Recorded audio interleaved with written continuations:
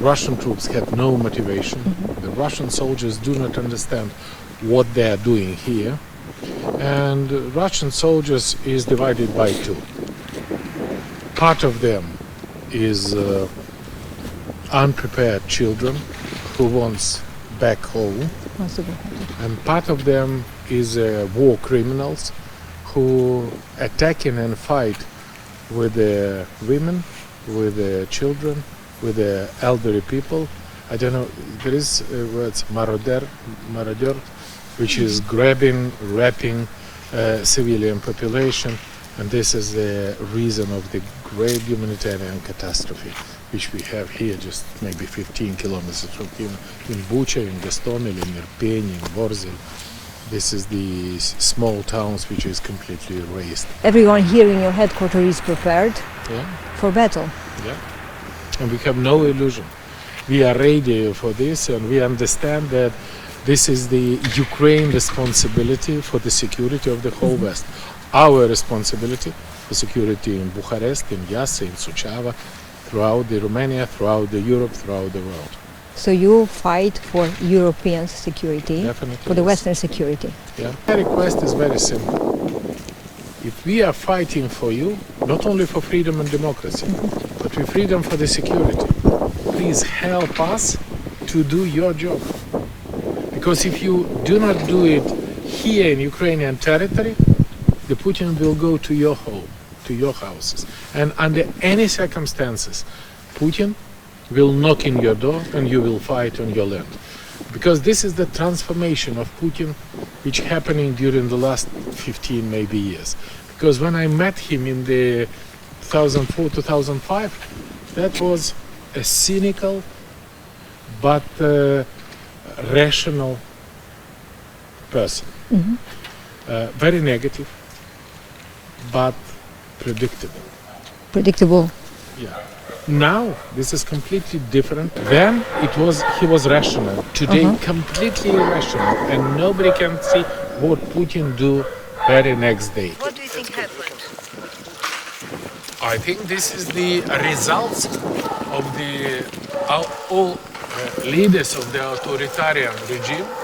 If they stay in power for 20 years or for 25 years. So the reason why it's happening, this is quite often happening with a North Korean dictator, with some other dictator in Turkmenistan, with Lukashenko, by the way, with Nicolae Ceausescu, who was many years, and exactly these things happening with Putin. But this is not the relationship with their own people. This is the relationship with the world. Because he considers himself not as a leader of the state, not as a superpower. He considers somewhere in the middle between God and emperor. And that's why he thinks that he can have a right to kill Ukrainian. For what reason? Very simple. It's impossible to find out a compromise between Ukraine and Russia, because they won't have all of us dead. But we want to live. This is very simple. Our children want to live. Our ladies want to live. Our parents want to live. And he want to kill us. Next time he want to kill you. And we want to have a state, Ukraine, the state with 1,000 years history. And he want to erase our state from the world map. If you're asking me what is the current symbol of genocide, I can tell it that this is a Mariupol. Because people are killing just because they are Ukrainian. No matter if they are Russian speaking, I doubt that everybody understands, but Mariupol is the most Russian speaking city in Ukraine. 85% of Ukrainians Mariupol speaks Russian. More than 100 children were killed just in Mariupol. They said that the people dying because they don't have anything to eat. They have nothing to drink. And if that is not a genocide, what is the genocide? And the whole world understands he is a war criminal, responsible for the crimes against humanity, and definitely he should be behind the bars after the decision of the criminal court in Hague. What would be the next object for the Putin? Transnistria. He wanna connect the Donbass, Crimea, and Transnistria with a circle exactly. If he knock into Transnistria, where he go? Moldova. If he go to Moldova, where next would be? Romania. Exactly. Believe me, this is not me to say. This is three mistakes of Putin. Mistake number one. He count that Ukraine cannot be united. He can find out the fifth column who undermine the internal stability.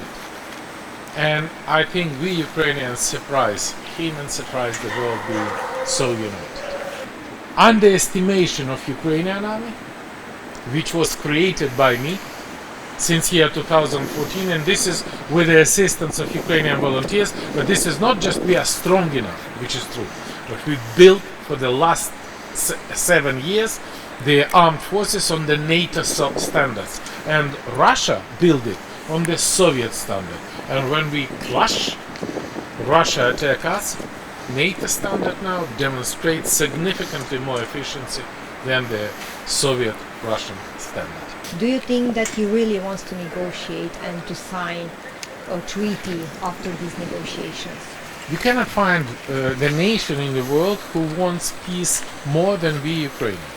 And we want to use any instrument, including the diplomatic negotiation for bringing the peace in Ukraine. And that's why me, during the contact with the global leaders, with the leaders of the state, with the leaders of the governments, we invite leaders to come here in Kiev. For example, I was among the person who is invited the President of the European Parliament today in Kiev, Roberta Metsola. She is a great woman, she is a great diplomat, and she doing exactly right message for every important thing. And she is here. And she as a lady give an example to the men leaders of the state how they should don't be afraid, come to Kiev, demonstrate symbolic importance of our solidarity.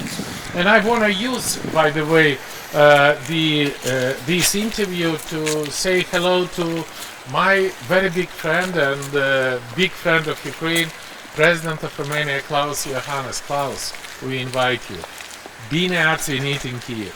That would be